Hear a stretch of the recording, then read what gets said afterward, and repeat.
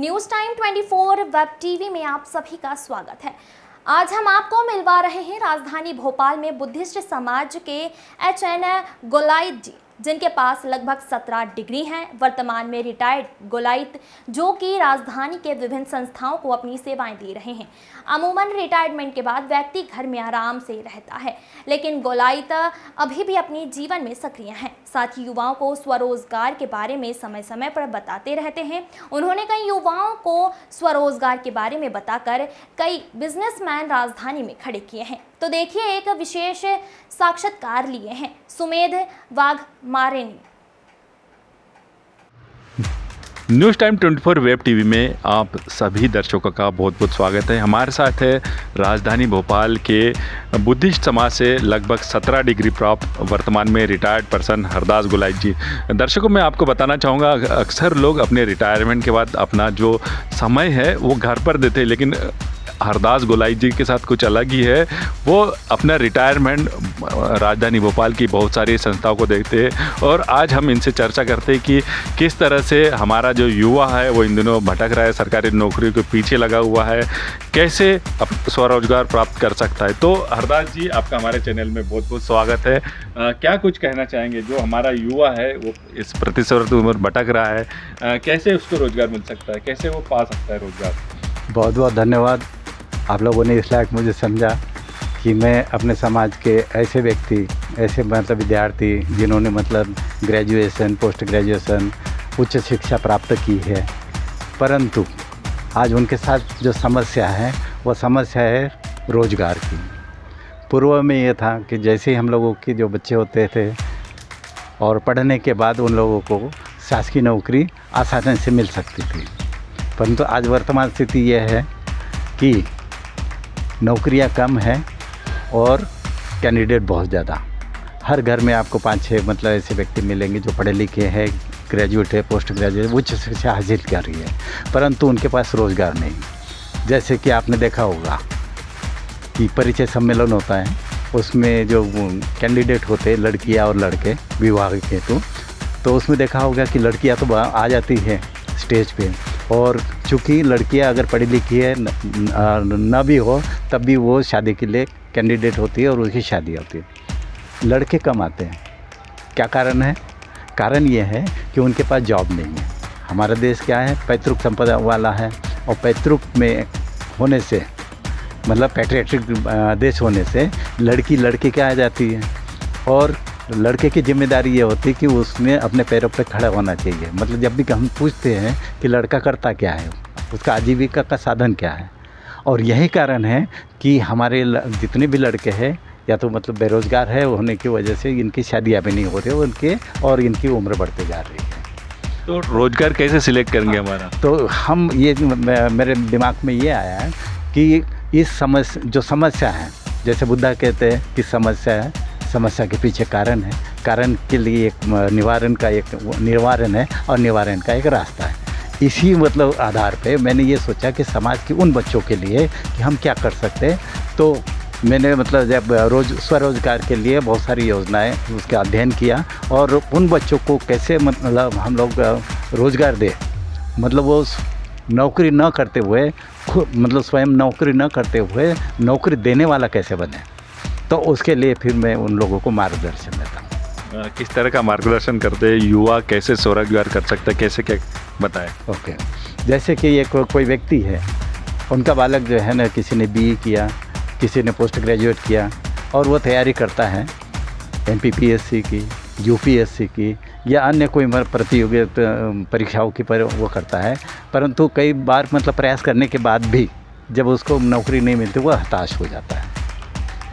तो ऐसे वक्त मतलब ऐसे जो मतलब कैंडिडेट होते या मतलब ऐसे जो सदस्य होते हैं उन लोगों को मैं अपने पास मार्गदर्शन के लिए बुलाता हूँ, और उनको फिर मैं उनको बताता हूँ कि किस तरह के हम लोगों को जो अपने रुचि के मतलब जिसमें हमारी रुचि हो और उसमें कैसे व्यवसाय अपना चालू कर सकते हैं। तो इसके बारे में फिर मैं मार्गदर्शन देता हूँ। कैसे उसको व्यवस्था करके देते हैं युवाओं को?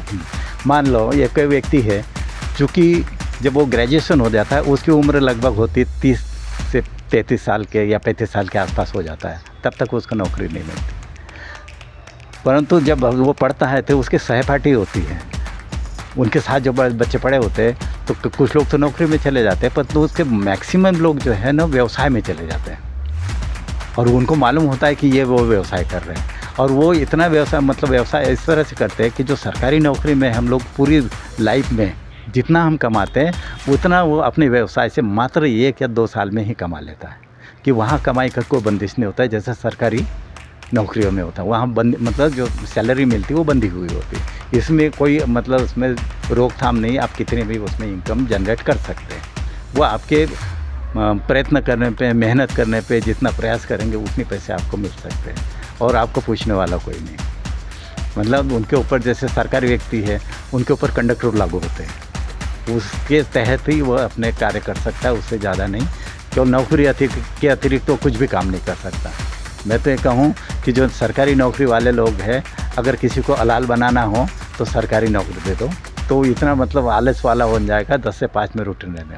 परंतु जो व्यक्ति स्वयं का व्यवसाय करता है वो सुबह से लेकर शाम तक के इतना बिजी रहता है, कई लोगों से कांटेक्ट करता है और अपने व्यवसाय में बढ़ोतरी प्राप्त करता है। तो नहीं, संसाधन कैसे प्राप्त कर सकता है हमारा जो युवा है, उसको कोई खुद का बिजनेस करना चाहता है, मान लीजिए कोई भी बिजनेस हो, बिल्डर बनना चाहता है, तो वो पैसा नहीं है, पूंजी नहीं है, वो कैसे संसाधन जुटा सकता है? हाँ, इसके लिए अब उदाहरण स्वरूप में कोई सा भी एक उदाहरण लेके मैं आपको बताता हूँ। मान लो एक व्यक्ति है, 30 साल का हो गया है, उसको नौकरी नहीं मिले, हताश हो गया, फिर या तो वो और हो गया और उसके पास कोई चारा नहीं। ऐसे वक्त मैं मार्गदर्शन के लिए अपने आप बुला लेता हूँ, मैं उसका माइंड रीड करता हूँ। माइंड रीड करना उसका इंटरव्यू लेता हूँ कि उसके मन में ऐसी कौन सी योजना उसके लिए सुलभ हो जो आराम से कर सकता है। ज़रूरी नहीं है कि वो इंजीनियर है तो कॉन्ट्रैक्टर ही बने, ज़रूरी नहीं है कि जिसने पढ़ा लिखा है तो वो किसी नौकरी के लिए प्रयास करे। उसका काय में इंटरेस्ट है, जिस चीज़ में इंटरेस्ट है उसकी रुचि के अनुसार उसको व्यवसाय चूज़ करने के लिए बोला जाता है। जब उसके मैं पूछता हूँ कि आपको किस चीज़ विषय में आपको रुचि है, बहुत सारे उसमें जब 10-12 व्यवसाय के बारे में उनको बता देता हूँ, उसमें से जो उसके इंटरेस्ट के होते हैं वो उसके ऊपर वो बात करता है। तो बात करने के बाद जब उसमें से ये कोई सिलेक्ट कर लेता है कि नहीं अंकल, मुझे ये वाली ये व्यवसाय, जैसे कि मानो किसी को मूर्तिकला में है, किसी को मैकेनिकल वाले में करना हो, या किसी को बेकरी में करना हो, इस तरह से जो भी व्यवसाय करना है उसमें वो उसके हिसाब से उनको पूछ लेते हैं।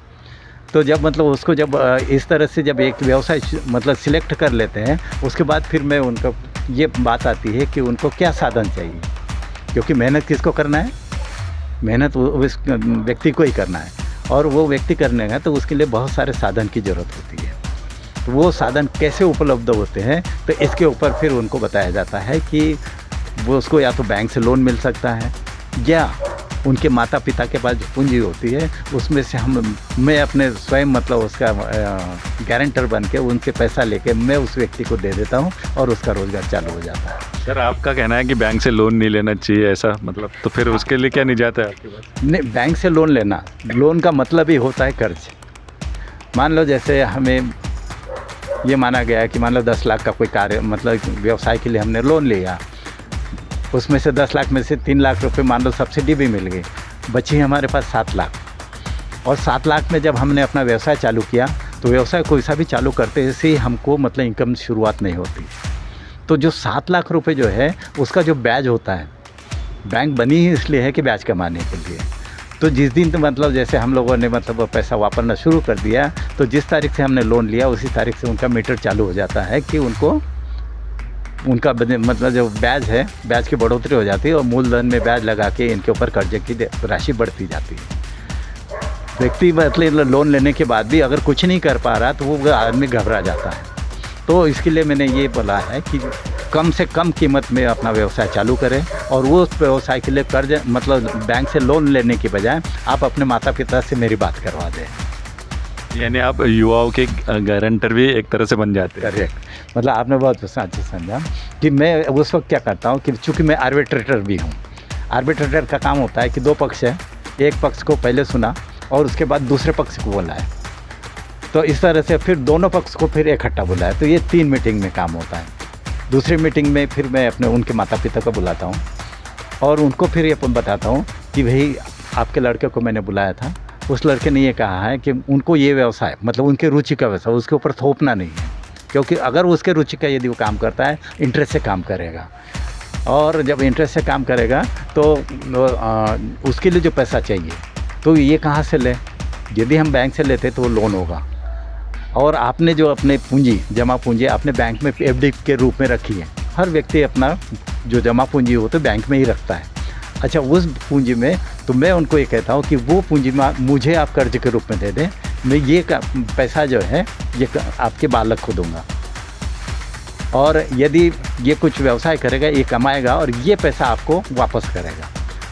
तो अभिभावक मान जाते हैं, ऐसा हुआ है आपके हाँ, साथ? तो अभिभावक ये सोचते हैं, माता पिता जब होते हैं कि ये थर्ड व्यक्ति, ये इनका मेरे बच्चे के लिए, मतलब बच्चा किनका, उनका, और मैं कौन, मैं थर्ड व्यक्ति उनकी गारंटर बनता हूँ, तो मैं तो स्वयं मतलब माता पिता हूँ, तो खुशी खुशी वो पैसा मैं मुझे देते हो, ये पैसा मैं उस बालक को मतलब कार्य करने के लिए देता हूँ, और उसका व्यवसाय चालू हो जाता है। और जब चालू हो जाता है, चूँकि उसके इंटरेस्ट का मतलब काम होता है, वो उसमें प्रगति करता है। प्रगति करने के बाद मतलब वो अपने पैरों पर खड़ा होता है, और उसके बाद जो मैं उनके ऊपर वॉच रखता हूँ कि वो ठीक से काम कर रहा है कि नहीं कर रहा है, और जो आवक हो रही है तो सबसे पहले जिस तरह से बैंक का पैसा कर्जा अदा करते हैं, उसी तरह से अपने माता पिता का लिया गया कर्ज उनको वापस करता है। सर, ऐसे कितने युवा हैं जो इन दिनों अपने खुद के पैरों पर है, कुछ बता पाएंगे, और क्या क्या वो रोजगार कर रहे हैं? आपने मतलब एक दो उदाहरण मैं बता दे तो नाम आपने सुना होगा, राहुल रंगारे, ये बेरोजगार थे, उन आज जो मतलब उनको देख रहे हैं तो उनके पीछे मेरा ही हाथ है। तो राहुल रंगारे जी की सफलता का श्रेय मतलब आपको मतलब खुद ही है? हाँ, मैं बताता नहीं है, चूँकि आप मतलब पूछ रहे हैं, तो कुछ ऐसे उदाहरण हैं जिनके मतलब जिन्होंने मतलब मेरी बात सुनी और अब उस रास्ते पे चले तो उन्होंने प्रगति की है। दूसरा है कि आपने 6 नंबर पे मतलब प्रदीप फोटोकॉपी सेंटर देखा होगा, मात्र 8वीं 9वीं पढ़ा हुआ लड़का है। जब मैं यहाँ का एग्जीक्यूटिव इंजीनियर था तो उस तरह के उनके रुचि के अनुसार जैसे काम होते थे तो उनको मैंने सपोर्ट किया, तो आज मतलब उसने इतनी प्रगति करी। एक गांव का लड़का आया है, मतलब आज संता आसाराम में उसने 2-3 मकान ले लिए, सारे भाइयों को लगा दिया, और 6 नंबर पे मतलब उसकी दुकान चल रही है, कई जगह मतलब उसके व्यवसाय मतलब चल रहा है, तो उसने प्रगति की है। और भी कोई युवा है जो आपकी नज़र में जो अपने पैरों पे खड़े है या दूसरे क्षेत्र में है? वैसे एक आपने अनिल गोलाइट का नाम सुना होगा। जी, बिल्डर है। बिल्डर है, तो ये पॉलिटेक्निक में था। जब मेरे पास आए तो मैंने इनको नौकरी करने के बजाय इसी तरह से उनको मतलब प्रेरित किया। तो सबसे पहले मैंने उनको LIC में मतलब करने के लिए बोला। मेरे पास जैसे जितने लोगों के कांटेक्ट थे, लगभग 500 लोगों के कांटेक्ट थे। चूँकि गोलाइट नाम था तो भले मतलब मैं कजिन ब्रदर हैं, दूसरे गांव के हैं, परंतु उनको ये बताया कि आप ब्रदर कहो, और उस आधार पे जितने मैं परिचित थे सारे लोगों के पास भेजा, और ये स्थिति हुई कि हर जगह उन्होंने मतलब लोगों का पॉलिसी ली और उनका व्यवसाय अच्छा चला, और उससे जो मतलब उनको गेन हुआ, उसके बाद फिर उन्हें बिल्डर बने, आज मतलब रियल एस्टेट में काम कर रहे हैं। यानी आपने राजधानी के मतलब अनगिनत युवाओं को खुद के पैरों पर खड़ा किया है। हाँ, मतलब प्रयास ये है, परंतु यही है कि अगर मान लो जैसे उसमें उसकी रुचि होनी चाहिए, करना तो उन्हीं को है ना। हम लोगों को साधन दे सकते, साध्यता नहीं, साध्यता उन्हीं को उससे करना होता है। दूसरा ये कार्य जो होता है कि स्वयं करने की वजह, स्वयं का तो लाभ तो हुआ ही हुआ, और मान लो जैसे किसी ने दुकान खोली, तो अब वो दुकान में भी बैठेगा, लोगों को जो उधार पैसे देगा उसके कलेक्शन के लिए भी हो जाएगा, तो ये सारे काम अकेला आदमी संभव नहीं है। तो ऐसे वक्त उसमें मतलब उनको टीम वर्क करना पड़ता है, तो अपनी टीम वर्क का काम करता है। तो इसका मतलब ये हुआ कि उसने एक से ज़्यादा लोगों को व्यवसाय दिया, रोज़गार दिया, तो वो स्वयं का रोज़गार करते करते बाकी लोगों को भी अपना व्यवसाय देता है और उसका पार्टनरशिप बनाता है। सर, एक गोलाइट जी, बड़ा सवाल है, हमारे जो मिडिल क्लास है, युवाओं की इच्छा तो होती है नौकरी करने की, लेकिन जो माँ बाप होते हैं वो थोड़ा जो फैमिली पृष्ठभूमि होती है बिज़नेस की नहीं रहती, नौकरी की रहती है, और माँ बाप सोचते हैं कि हमारा जो लड़का है वो नौकरी करे। उन माँ बाप को आप कैसे मनाते हैं, कैसे समझाते हैं? हाँ, सबसे पहले तो मैं अपना उदाहरण देता हूँ। उसमें यह होता है कि सरकारी नौकरी होती क्या है, क्योंकि मैं एकेडमी वाल्मी या नए जो विद्यार्थी मतलब जैसे सिलेक्टेड होकर ऑफिसर्स वगैरह आते हैं उनको पढ़ाता भी हूँ। उनको भी मतलब ये कहता हूँ कि भाई आप जो नौकरी पे आए हो तो आपको क्या क्या चीज़ें मतलब आपके ऊपर रहेगी। मतलब किस तरह से आप मतलब अदृश्य बंधन से बांधे जाते हैं, कंडक्ट रूल होता है, आप मतलब उसके अतिरिक्त कोई काम नहीं कर सकते हैं सिवाय नौकरी के। परंतु जो मतलब व्यवसाय करता है अपना स्वयं का, वो मैक्सिमम मतलब अपने जितनी मेहनत करेगा उसको प्राप्ति होगी, है ना, इस तरह से वो बताया जाता है। जब मैं उन लोगों को अपने इंटरव्यू के लिए बुलाता हूँ तो वो आशंकित रहते हैं कि हमारे बाप दादाओं ने, हमारे जो पूर्वजों ने कभी मतलब व्यवसाय नहीं किया और अचानक इस व्यक्ति को हम मतलब व्यवसाय में डाल दें तो ये व्यवसाय कर पाएगा या नहीं कर पाएगा, तो इसके लिए आशंका होती है। और उन व्यक्तियों के साथ जिस तरह के मैंने पहले अभी बताया है कि उन लोगों से पूंजी लेके उन्हीं के बच्चे को मैं दिलवाता हूँ, तो वो आशंकित रहते हैं कि ये पूंजी कहीं डूबा न दे। तो उन लोगों को फिर मैं उनको बताता हूँ कि इसीलिए मैं गारंटर बनता हूँ कि यदि वो नहीं कर पाएगा तो ये पैसा मैं मतलब आपको वापस करूँगा, तो मतलब उनका नुकसान नहीं होने, क्योंकि वो जो पूंजी होती है उनके पास जमा होती है, पूरे जीवन भर की पूंजी जब उनके पास प्राप्त होती है तब जाके वो बैंक में उतना थोड़ा बहुत धन दिखता है, वही वो एफडी के रूप में उनके पास रहता है। और वो मतलब उनके मतलब बाकी दिनों की मतलब लाइफ उनको रखने के लिए कोई आजीविका साधन नहीं होता, तो उनके आने वाली एफडी के ऊपर ब्याज से अपने मतलब घर चलाते हैं, तो इसलिए वो खर्च नहीं करना चाहते हैं। परंतु इसीलिए मैं उनको प्रेरित करता हूँ कि नहीं, किसी भी तरह से हम इस तरह से इनको व्यवसाय में कैसे सफलता प्राप्त होगी उसके लिए पूरा मतलब उसके ऊपर मेरी वाच रहती है, और इसी वजह से फिर वो उनके पैसे पूरी प्राप्ति हो जाती है उनको, और मतलब ऐसे करते करते उनके ऊपर उसका विश्वास होने लगता है, क्योंकि आजीविका कमाना बहुत ज़रूरी होता है। सर, हमारे युवाओं को क्या संदेश देना चाहेंगे, और अगर जो युवा है वो किस तरह से संपर्क करना चाहेंगे, किसी को मान लीजिए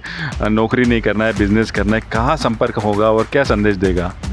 सर्वप्रथम तो यही है कि मैंने अपना लाइफ मतलब पे बैक टू सोसाइटी जो मुझे समाज से प्राप्त हुआ, अब मेरी बारी है कि मैं समाज को मतलब मार्गदर्शन दूँ।